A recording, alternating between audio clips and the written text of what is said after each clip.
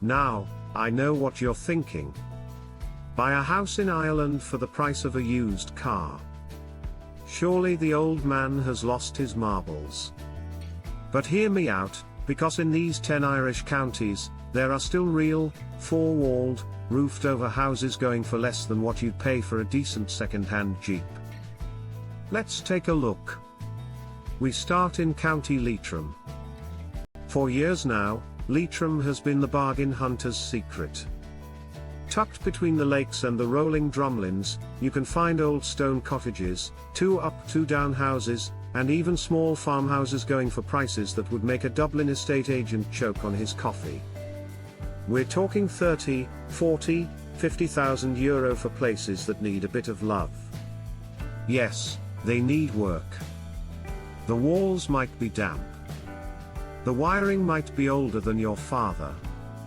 But the bones are good, the land is fertile, and the views are free. Number 2 is County Roscommon. The land of stone walls and quiet roads.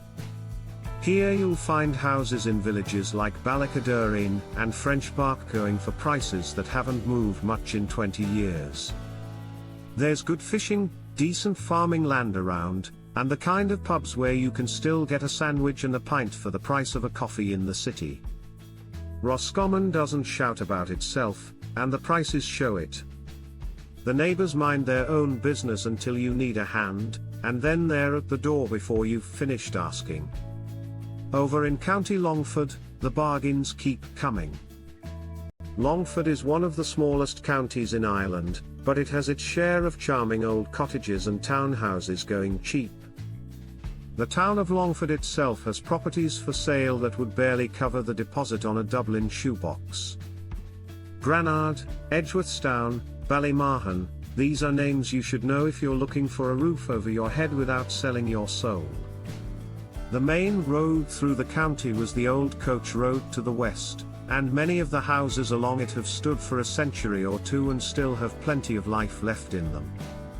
Number 4 is County Cavan. The Lake Country. Cavan has more lakes than days in the year, or so they say. And it has houses to match. You can find lakeside cottages, rural bungalows, and small farms for prices that seem like a misprint. The catch. Some of these places have been empty a long while. Damp, dated, in need of rewiring. But for the price of a used Toyota, you can have your own corner of one of the prettiest counties in the country.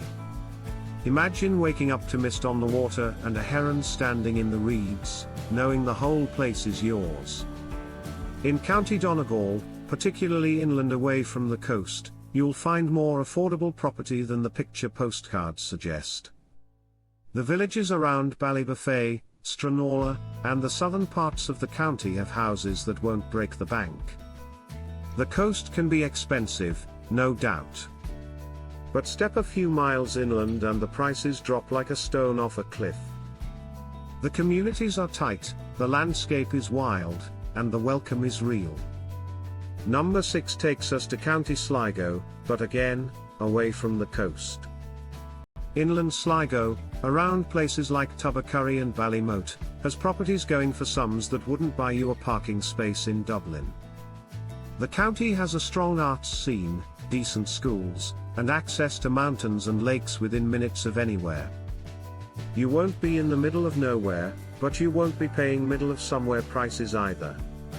Yeats country, they call it, and the same skies and hills that inspired the poet are still there for the rest of us to enjoy at a fraction of the cost of anywhere fashionable. County Mayo is next. Now, Mayo is a big county, and the prices vary.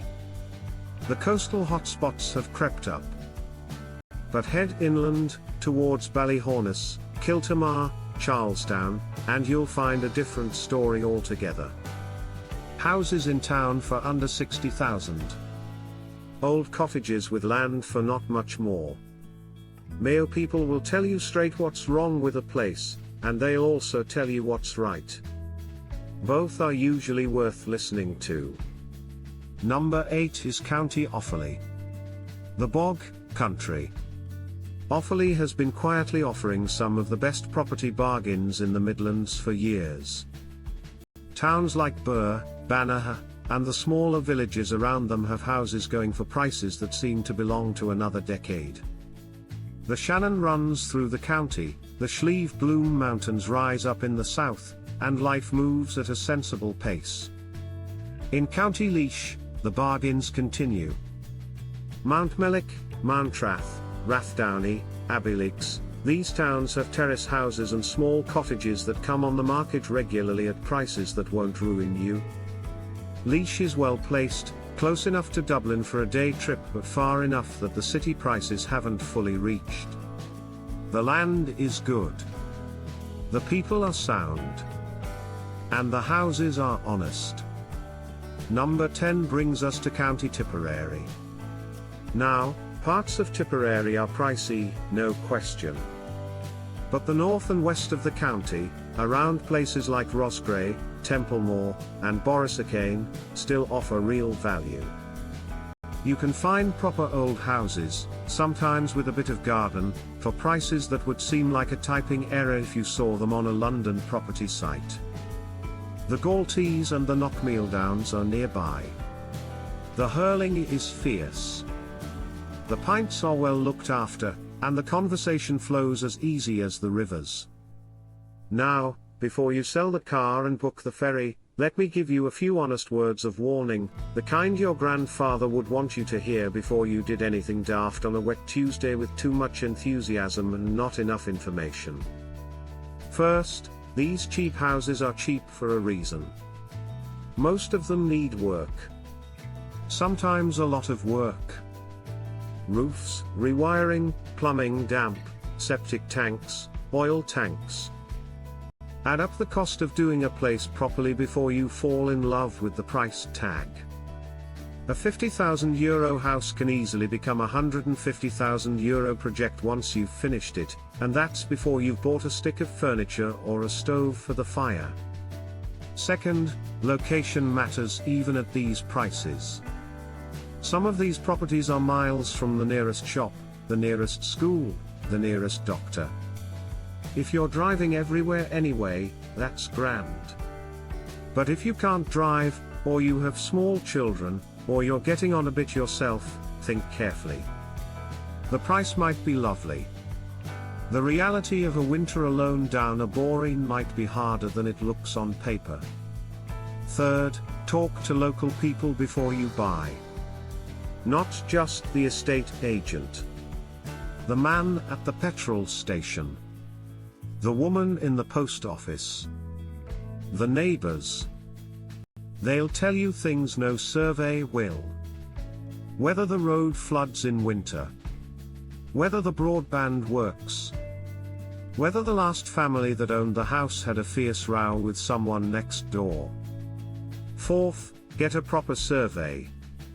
A real one, by an engineer who knows old Irish houses.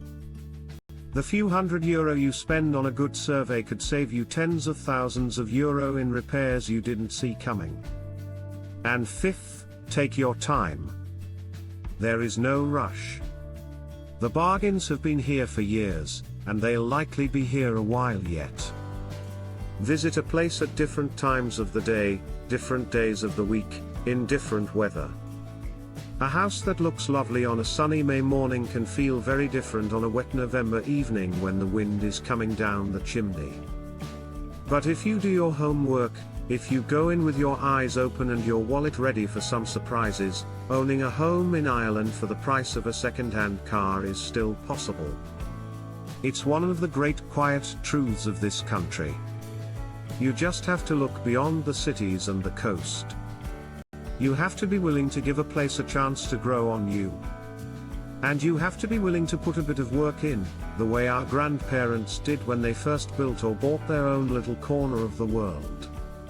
Thanks for watching.